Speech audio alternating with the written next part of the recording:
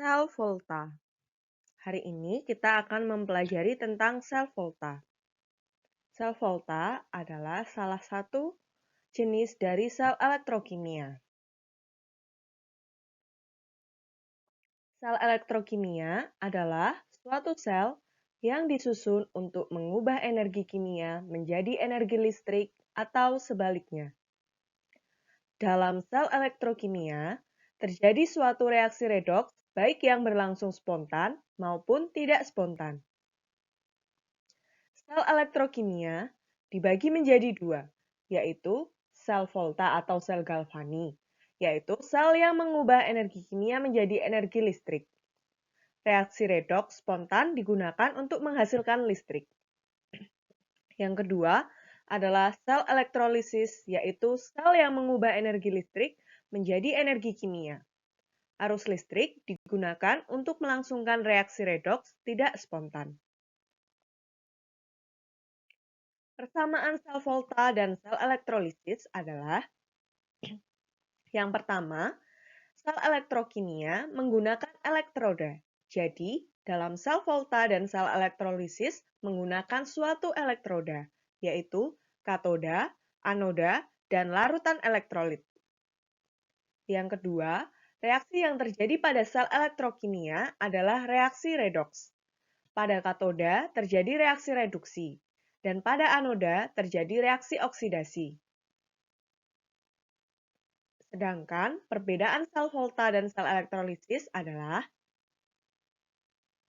yang pertama, sel volta adalah energi kimia diubah menjadi energi listrik, sedangkan sel elektrolisis merupakan energi listrik diubah menjadi energi kimia. Pada sel volta, katoda bertindak sebagai kutub positif dan anoda sebagai kutub negatif.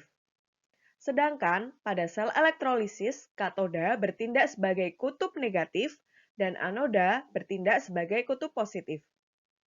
Pada sel volta, terjadi reaksi redoks spontan.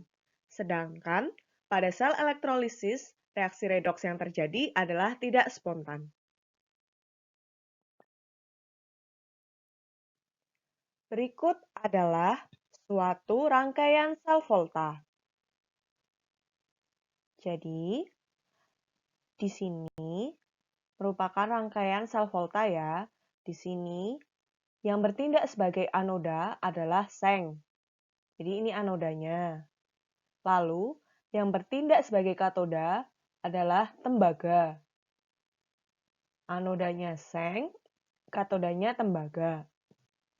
Pada anoda dicelupkan pada larutan seng sulfat. Dan pada katoda dicelupkan pada larutan tembaga sulfat. Proses yang berlangsung dalam sel volta yaitu sebagai berikut. Logam Zn atau seng dalam larutan seng sulfat akan larut sebagai ion Zn2+. Menurut suatu reaksi seperti ini, Zn menjadi Zn2+, melepaskan 2 elektron. Elektron yang dilepaskan akan mengalir melalui kawat penghantar, ini ya, seperti ini, menuju katoda atau logam Cu. Larutan CuSO4 atau tembaga sulfat akan terionisasi menjadi Cu2+ dan SO4 2- dengan jumlah yang seimbang. Ion tembaga akan menerima elektron dari logam Cu, ini ya, seperti ini. Kemudian akan terjadi pengendapan pada katoda. Di sini akan terjadi pengendapan. Sehingga akan mengalami suatu reaksi reduksi, seperti reaksi berikut. Ion Cu2+ ditambah 2 elektron akan menjadi Cu. Nah, pada rangkaian ini akan terjadi serah terima elektron dari logam Zn sebagai anoda ke logam Cu atau tembaga sebagai katoda. sehingga akan dihasilkan suatu potensial listrik yang dapat diukur menggunakan voltmeter. Nah, peristiwa aliran ini akan terjadi terus-menerus sehingga konsentrasi larutan tembaga sulfat akan berkurang karena ia akan berubah menjadi ion Cu2+ dalam larutan yang tereduksi akan menjadi Cu. Sebaliknya, massa logam Cu akan semakin bertambah. Jadi, pada katoda, larutan CuSO4 akan mengalami pengurangan, sedangkan ini logamnya akan mengalami pertambahan. Sedangkan pada anoda, massa logam Zn akan mengalami kekurangan atau berkurang karena ia terlalu sebagai ion Zn2+. Sebaliknya, ion Zn2+ atau ion Feng dalam larutan akan semakin bertambah. Jumlah ion Feng yang semakin bertambah akan menyebabkan pada anoda, larutan Seng sulfat akan semakin bermuatan positif. Sedangkan pada katoda, larutan CuSO4 akan semakin bermuatan negatif. Untuk itu, kita memerlukan jembatan garam. Ini ya, jembatan garam.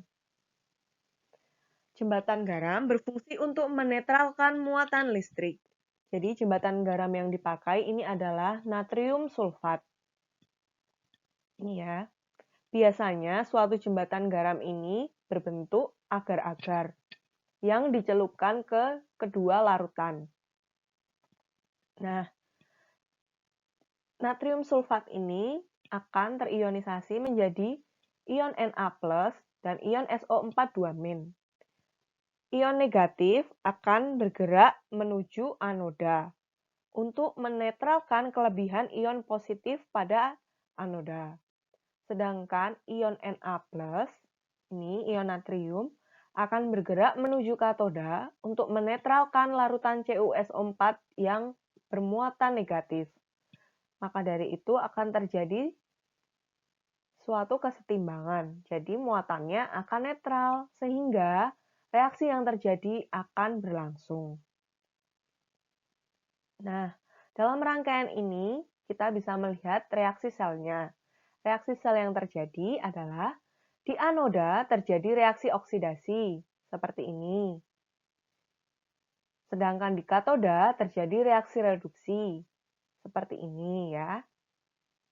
Lalu, reaksi selnya itu adalah gabungan antara reaksi yang terjadi di anoda dan terjadi di katoda. Gabungannya seperti ini ya. Jadi Zn plus ion Cu2+ menjadi ion Zn2+ plus logam Cu. Nah, seperti itu ya cara kerja yang terjadi pada suatu sel volta. Selanjutnya adalah diagram sel atau notasi sel, yaitu notasi singkat yang menggambarkan terjadinya reaksi pada sel volta.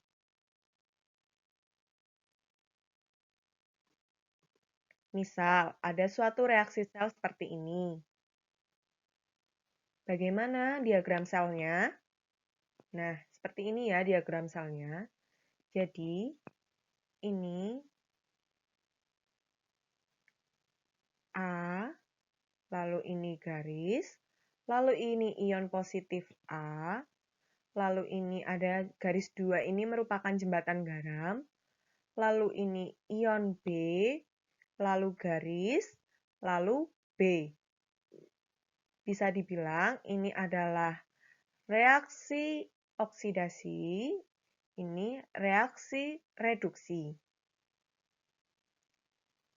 Atau ini anoda, lalu ini ionnya yang terjadi di anoda, lalu jembatan garam, lalu ini ion yang terjadi di katoda, lalu ini katodanya. Lalu untuk reaksi yang tadi kita sudah bahas, bagaimana diagram selnya? Yuk kita lihat. Pada anoda, anodanya adalah seng. Kan ini tadi yang pertama adalah anoda. Berarti yang pertama adalah Zn. Lalu garis, lalu ion yang ada Zn2+, lalu garis 2 atau jembatan garam, lalu katodanya, ion yang ada di katoda, Cu2+, lalu garis, lalu katoda. Jadi, yang di sebelah kiri dari jembatan garam itu adalah reaksi yang terjadi pada anoda, sedangkan yang di sebelah kanan jembatan garam ini adalah reaksi yang terjadi pada katoda. Nah, seperti itu ya cara menentukan diagram sel atau notasi sel. Sekian dari Ibu mengenai cara kerja dari sel volta dan bagaimana kita menentukan diagram sel atau notasi sel. Untuk penentuan potensial sel, kalian bisa melihat di handout yang sudah Ibu beri. Silahkan dibaca ya.